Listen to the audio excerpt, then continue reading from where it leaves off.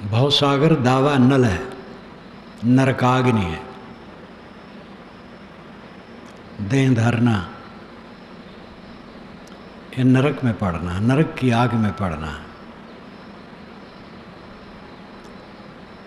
इस दावा नल के दुख से कैसे छुटकारा होगा? ये भवसागर का जो दावा नल है, इसका कारण क्या है? स्वामी शंकराचार्य ने विवेक चूड़ामणि में शिष्य की तरफ से कहलवाया है कि भगवान मैं संसार में पतित हूँ, जल रहा हूँ, मुझे बचाइए। सद्गुरु की शरण छोड़ करके और मैं कोई आधार नहीं देखता हूँ। बड़े अच्छे अच्छे शब्दों में कहा। गुरु कहते हैं माँ भयष्ट विद्वंस, अय विद्वान तुम भय मत कर, नास्ते पाया, तेरा अपाय नहीं है, विनाश नहीं, घबरा मत। इस दुख से मुक्त होने के लिए उपाय है। जिस रास्ते से पहले के यति लोग पार भये हैं, वही रास्ता मैं तेरे को बताता हूँ।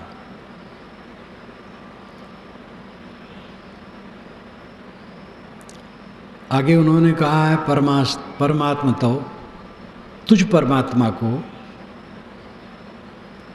अज्ञान से भव व्याधि प्राप्त हुई है। आत्मा अनात्मा के विवेक कर देने पर समूल से वो नष्ट हो जाएगा। अपने अपने ढंग से सभी संतों ने कहा है, बुद्ध ने कहा, कबीर ने कहा, उपनिषदों में कहा, तरीके अपने अपने, लेकिन बात एक है।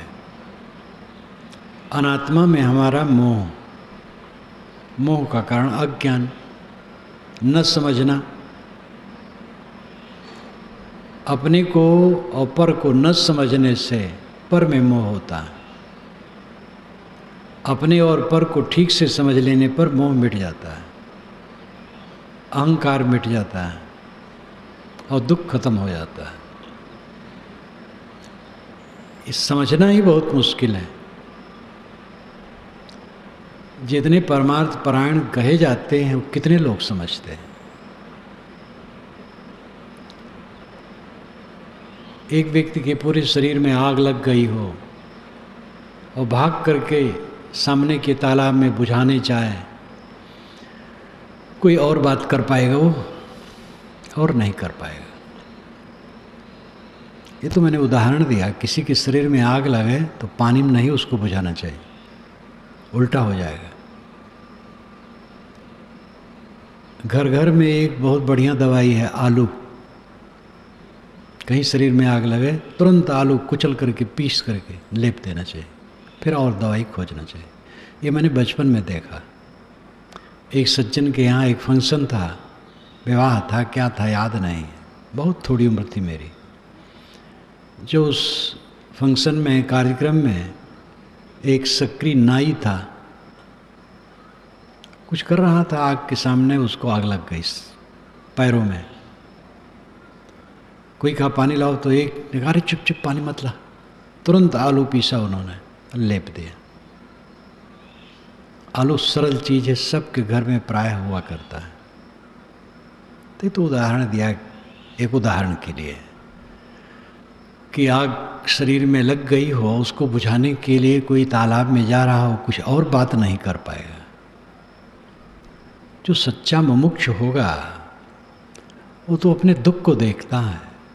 मैं भवसागर के ताप में तप रहा, ईर्षा, द्वेष, गुटबंदी और बवंडर, बकवास, कलह कैसे वो कर सकता है? सोच भी नहीं सकता। तो कितने में मुमुक्षु हैं वो अपना अपना जाने। जो मुमुक्ष होगा वो गंभीर होगा, शांत होगा, उसे फुर्सत नहीं है अपने दुख से मुक्त होने के काम से। किसी को देखा त्रुटि, अपना बल चला, समझा दिया, नहीं बल चला, दूसरे से कह दिया कि इनका सुधार हो जाए, अच्छा है, हो जाए, ना हो जाए, ना हो जाए, हो जाने। वो अपना काम करता है। वेश में आए हुए लोगों में कितने लोग हैं जो सच्चे मुमुक्षु।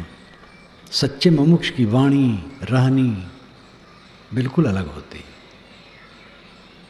गृहस्थों में तो कच्चे पक्के हैं ही, जो कपड़े में है साधु के, वे कितने हैं जो सही मुमुक्षु।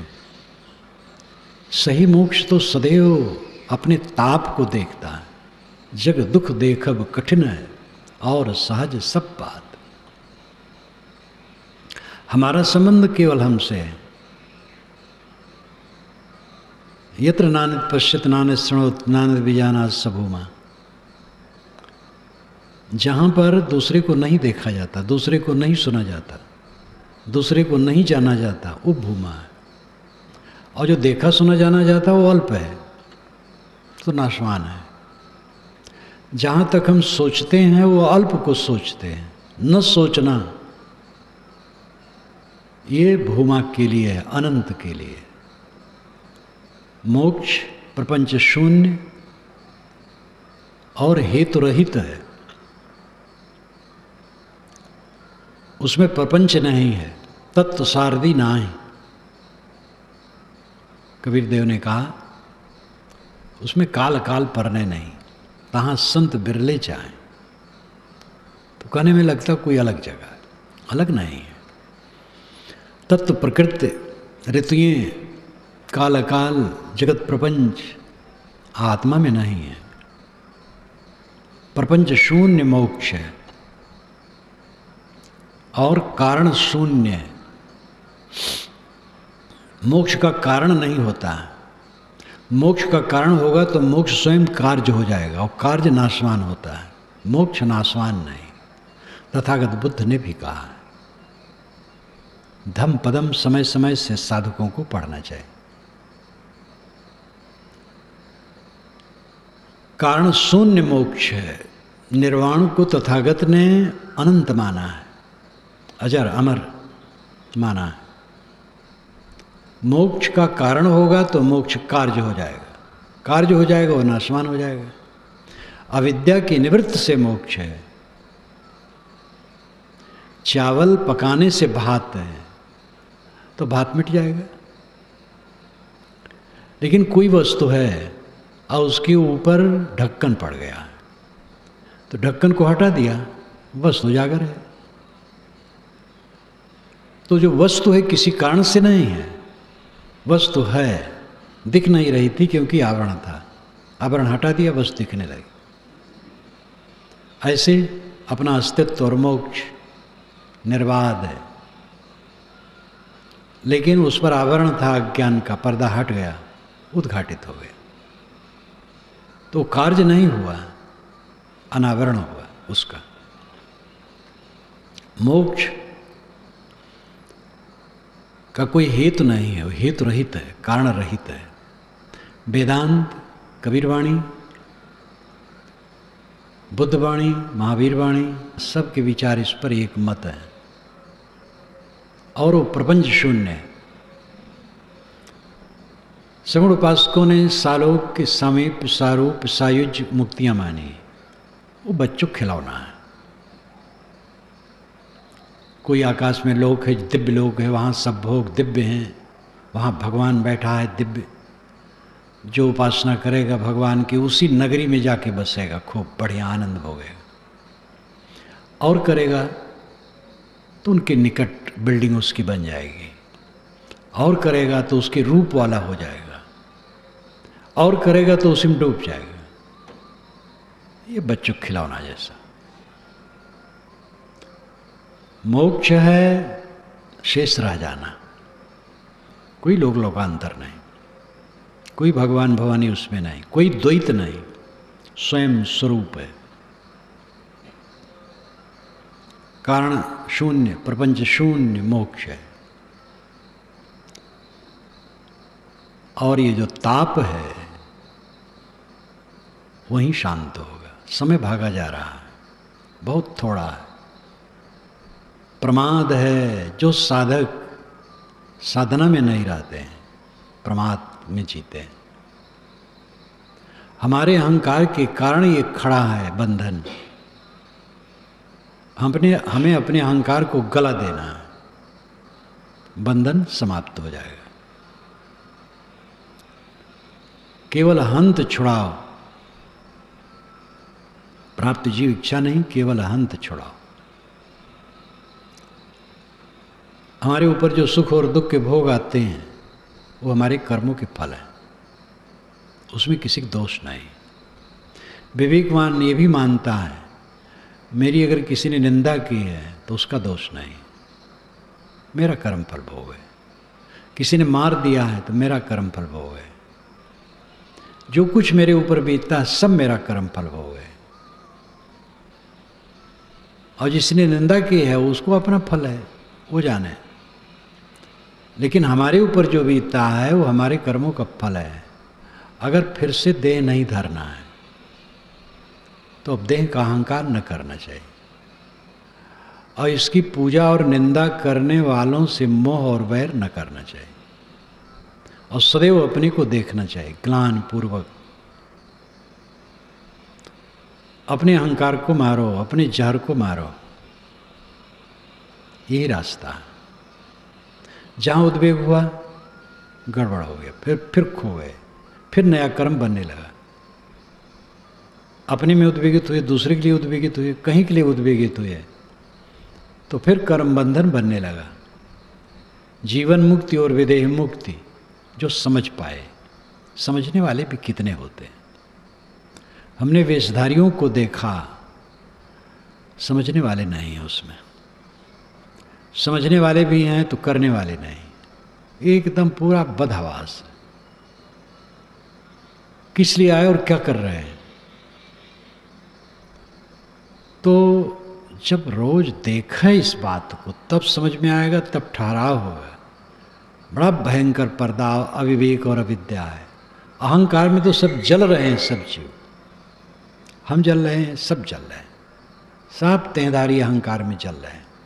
अहंकार की अगिन में दहत सकल संसार, तैसे बाँचे संत जन केवल शांति आधार। सबही मदमाते कोई न जाग, संगहि चोर घर मुसन लाग। साहब तो नाम ले लेके कह देते हैं, सबही मदमाते कोई न जाग, कोई जगह ही नहीं। अंधभूतो एवं लोको तनुकेत विपश्यत, तथागत कहते हैं ये सारा संसार अंधभूत। अंधभूत नाम अंधत्व को प्राप्त। भूत कहते हैं जड़ तत्वों को, भूत कहते हैं देहधारी प्राणियों को, भूत कहते हैं बीते हुए समय को, भूत कहते हैं काल्पनिक भूत प्रेतों को, भूत कहते हैं सत्य को, और भूत कहते हैं तादात्मता को। सत्य भूत, सत्य में तादात्म एकता। अयम लोको, यह लोग अंधभूतो, अंध में तादात्म है इसका।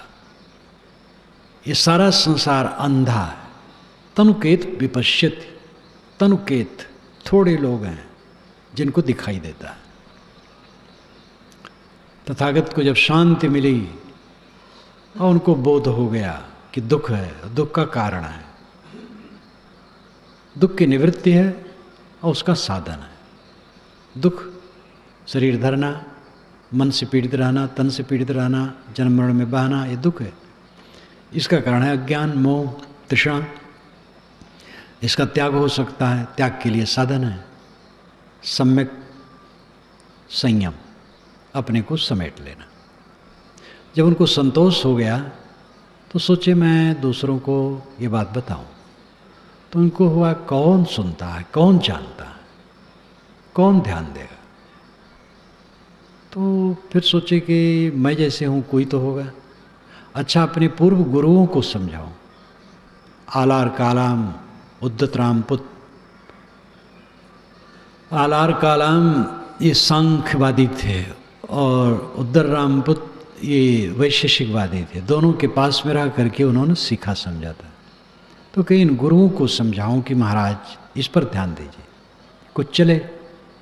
तो बीच में रास्ते में सुने को दोनों मर गए। तब बनारस की तरफ लौटे, अपने पुराने पंचवर्गीय भिक्षुओं को समझाने, मित्रों को। तो कितने लोग समझने वाले हैं, लेकिन जो समझे उनका काम होगा, जो न समझे वही जाने, वे सूरवीर हैं।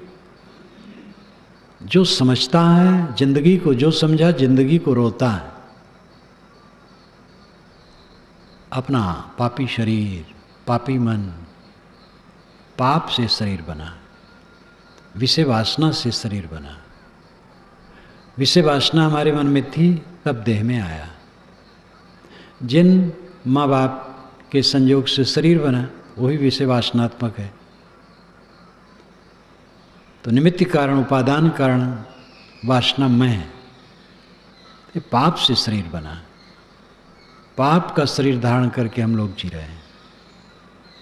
इसमें असावधानी करने से नहीं बेड़ा पार होगा। सावधान, इस पाप से अपने को निकाल लें। ये मानव शरीर में सुबसता है, पाप से बना है, साथ साथ ये पुण्य का स्थान है। पानी में ही तैरा जाता, पानी में डूबा जाता है। वही चाबी एक तरफ घूमती है ताला बंद होता, वही चाबी दूसरे तरफ घूमती है ताला खुलता है।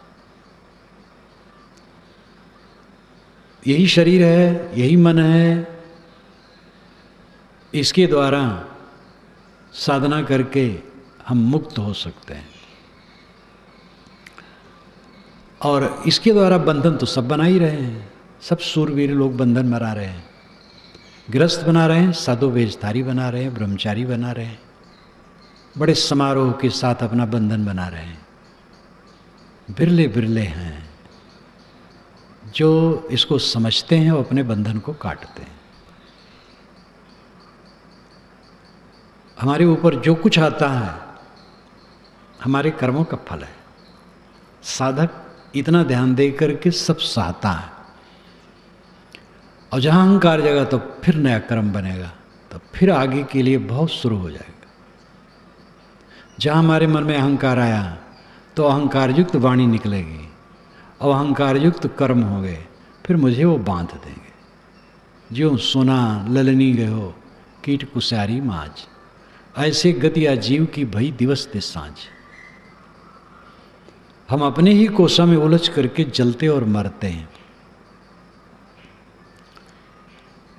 हमारा जो भवताप है, ये भवताप शांत होने वाला है। पहले तो बोध हो। किसी भी मुमुक्ष को चाहिए कि वह ऐसे बोधवान रहनी संपन्न सद्गुरु की शरण में जाए जहाँ पूरा संतोष हो। मानो पहुँच गया है, नहीं समझ पाया, कुछ दिन धोखे में रहा, जान लिया कि ये तो गड़बड़ है, ये मोह अज्ञान तृष्णा इत्यादि से ग्रस्त है, तो छोड़ देना चाहिए साधक को वीरतापूर्वक। और ऐसे सद्गुरु की खोज करना चाहिए कि जो सही हो, और फिर वहाँ आधार लेके अपना काम करे।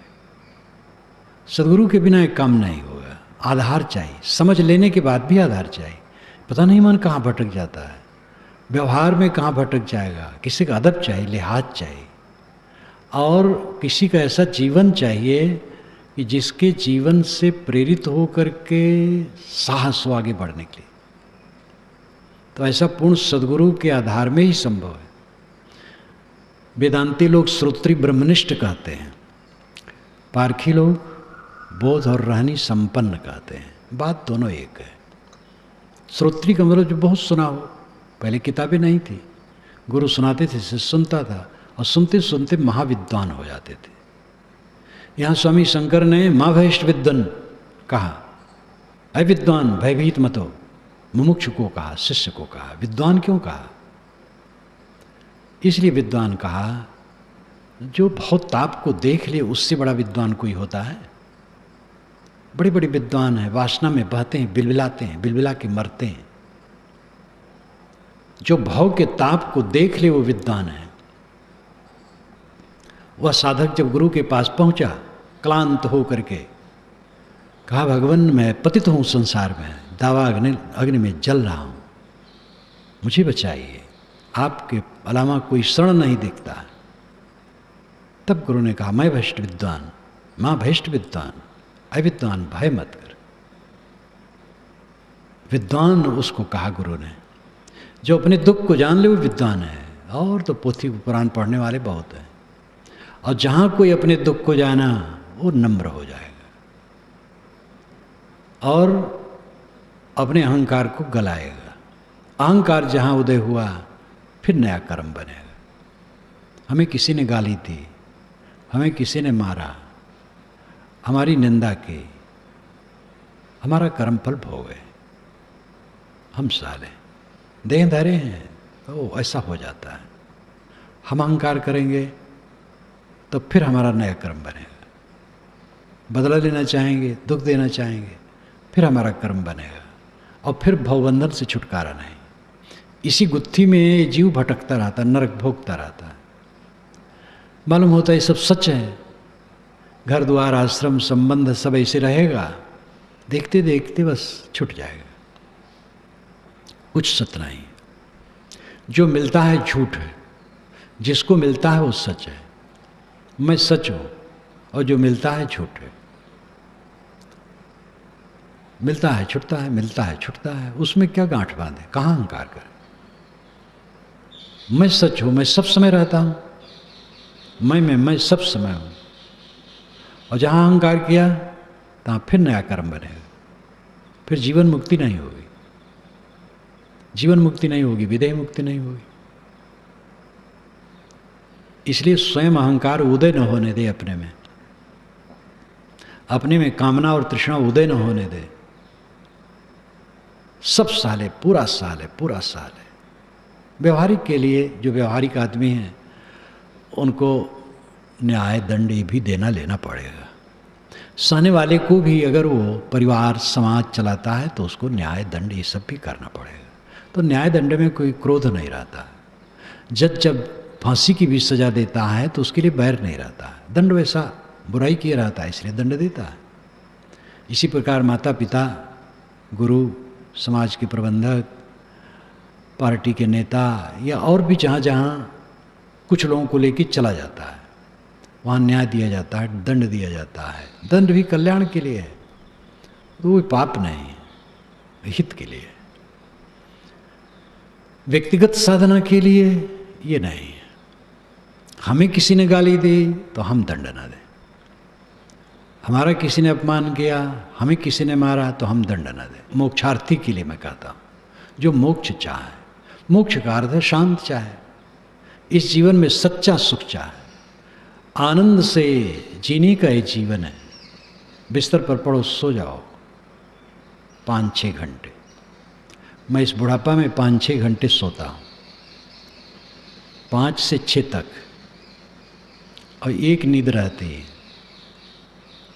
और दिन भर आनंद कंद रहता हूँ, जागता हूँ, सब समय आनंद है। दुख नाम की चीज़ कहीं है ही नहीं। और खूब प्रसन्न आह्लादित हो करके मैं उस प्रपंच शून्य स्थिति को देखता हूँ जो बिल्कुल आ जाने वाला है, जब कुछ भी नहीं रहेगा। गाड़ी नींद में जाता हूँ, कुछ नहीं रहता है। ध्यान में जाता हूँ, कुछ नहीं रहता है। ये हमारी देह छूट जाएगी, कुछ नहीं रहेगा। सबकी देह छूटने वाली है और कुछ पता नहीं। इसमें जो जवान बैठे हैं अहंकार न करें, जवान भी चले जाते हैं। हमारे पास एक 22 वर्ष का जवान हमारे कमरे में ही चला गया, कई वर्ष हो गए। अब मैं बूढ़ा भी बैठा हूँ, मेरा भी 8वां दशक है समाप्ति वाला। तो ये शरीर तो जाने वाली चीज़ है और ये जाए, इसकी ज़रूरत क्या है? यही तो बहुत दुख है। जो सदैव अपने को शरीर से निकाले रहता है, देह में रहते रहते वो सब समय मुक्त है, आनंद कंद है। भय नाम की चीज़ नहीं, दुख नाम की चीज़ नहीं, संताप नाम की चीज़ नहीं। जो रहने वाली चीज़ नहीं उसके लिए संताप, नाम रूप के लिए संताप। अभिलाष को किसी ने कुछ कह दिया, अभिलाष कोई चीज़ नहीं है, काल्पनिक जोड़ है कुछ अक्षरों का। कागज पर लिखो तो स्याही और कागज, बस वो क्या वही स्याही कागज में हो। और ये हाड़ चाम के ढांचे को लेकर के कहो ये अभिलाष है, तो हाड़ चाम का ढांचा में हूँ। अभिलाष कोई चीज़ है ही नहीं। अभिलाष को किसी ने गाली दी हो, अपमान किया हो, अनादर किया हो, बहुत खुशी की बात है। यही तो मुझे संताप दे रहा है, इसका अहंकार गल है। हम किसी को संताप न दें, हम किसी को गाली न दें। अगर मुक्ति चाहते हो तो अपना अहंकार छोड़ो। अहंकार से सोचना गलत हो जाता है। अहंकार एक अंधकार है, सोचना गलत हो जाता है, फिर बोलना गलत हो जाता है, फिर करना गलत हो जाता है। बस इसी जाल में वो फंस करके बंधन में हो जाता है। अहंकार शून्य हो गया, सोचना सरल, बोलना सरल, करना सरल, फिर खुल गया बंधन। इसी में तत्पर रहे। जोरों कर डोले पुक चाले, तोलो आस न कीजिए, कहीं कबीर जी चलत नदी से ताश बचन का लीजिए। जब तक हाथ चलते हैं, पैर चलते हैं, तोलो आस न कीजिए, तब तक दूसरे की आशा न करो। एक अर्थ है। दूसरा अर्थ है, जब तक हाथ पैर चलते हैं, जब तक जीवन है, सब समय निष्काम रहो, किसी की आशा मत करो, निष्काम। कहें कबीर जी चलत नदी से ताश बचन का लीजिए। साहब कहते जो चलते नहीं दिखता उसका वचन क्या लेना। दो अर्थ इसमें भी श्लेष हैं, श्लेष हो सकते हैं। साहब का क्या मन था तो हम नहीं जानते। जो चलता नहीं है, रहनी में है, उसके वचन को क्या लेना। लेकिन गुणग्राह्य दृष्टि से उसके भी वचन को लिया जा सकता है। शराबी भी कहे शराब पीना दुख है, तो प्रेरणा तो हमें लेना चाहिए, हमें बचे रहना चाहिए। लेकिन ज़्यादातर ये होता है भाई जो रहनी संपन्न है उसकी बात प्रभाव पड़ती है और उससे कल्याण होता है। दूसरी बात है, कहें कबीर जी चलत नदी से। साहब कहते जिस तन धन को साथ में चलते नहीं देखते हैं, वचन मात्र से उसका आदर क्यों करें। देही को लेकर के तो सारा कला है। मुझे किसी ने कुछ कह दिया, अपमान कर दिया, गाली दे दी, अब मेरे साथ नहीं है, तो उसमें अपने को जोड़ करके मैं क्लेश करूं और उसके प्रति बैर करूं, तो वो बंधन फिर तैयार। अपने अहंकार को हम गलावें। अहंकार गला, मन सरल हुआ, वाणी सरल हुई, कर्म सरल हुए, बंधन खुल गया। अब कुछ नहीं रहा, शून्य, प्रपंच शून्य हो गया। और हेतु शून्य तो है ही है, मोक्ष कोई कारण से नहीं है, स्वतः है। आवरण था, हट गया, अहंकार का आवरण हट गया और आत्मा कृतार्थ हो गया। जब तक जीवन है फिर अहंकार उदय न हो। जहाँ अहंकार हुआ फिर बंधन का जाल शुरू हो जाएगा। अबोध राग उत्पत्ति कर्म बोध विराग से नाश, विशाल देव ने कहा शांत शतक में। अबोध और राग से कर्मों की उत्पत्ति होती है, बोध और वैराग से उसका नाश होता है। अबोध में देह हूँ, राग विषयों में चिपकाहट, इसी से बंधन बनता है। मैं शुद्ध चेतन हूँ, ये समझ लिया और मोह छोड़ दिया बाहर का, बस मोक्ष हो गया। तो अपने अहंकार को मारना और सबकी सह लेना, प्रतिक्रिया लेकर के नहीं।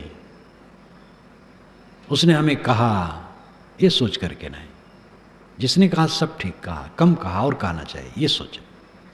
सह लेना, निर्विकार भाव से रहना, ये मुक्ति अवस्था है। और जहाँ फिर अहंकार शुरू हुआ फिर बंध गए, झट झट बंधन और मोक्ष आ जाने की संभावना है। इसलिए मुमुक्ष जो समझ पावें और करने की इच्छा हो, वो ऐसा काम ऐसी रहनी में चले। कोई कुछ अपमान निरादर कर दिया उसको सह लें और स्वयं किसी की निरादर न करें, प्रतिक्रिया रहित रहे, सबके लिए हित कामना रखे, स्वयं अहंकार उदय होने न दे, कटवचन न कहे, अपने को संभाल के रखे।